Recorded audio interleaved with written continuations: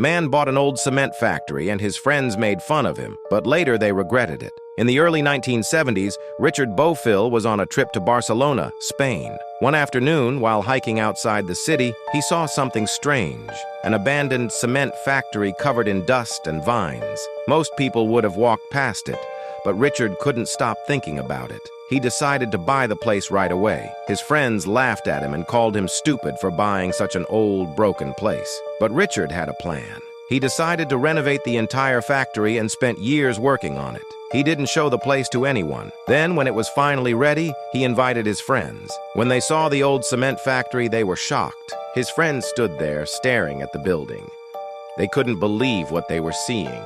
The old cement factory was no longer broken or dusty. It looked like something from a movie.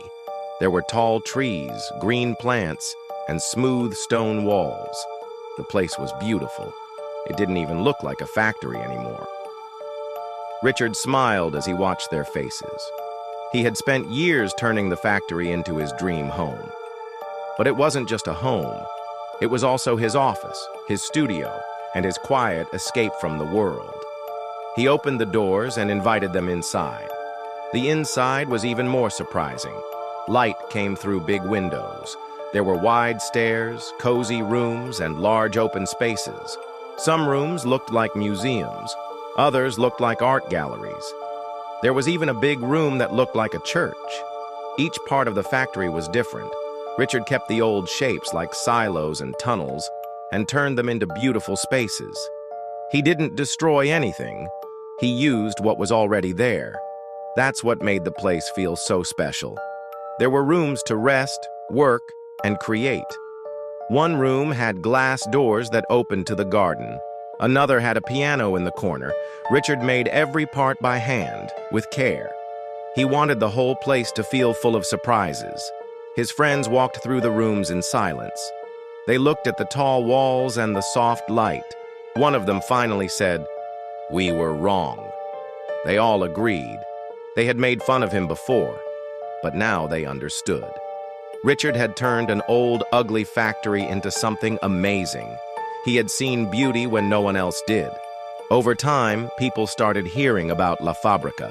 Photos of the factory spread across the world. Architects, artists, and travelers came to visit. They wanted to see the home that used to be a factory. Some people even called it a masterpiece. More and more visitors came each year.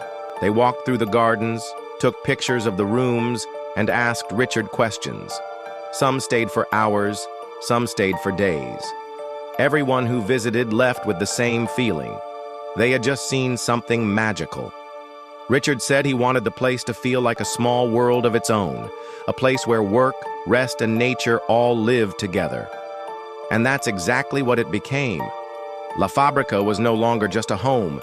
It became a symbol of vision, patience, and beauty. And the man they once laughed at, he became a legend.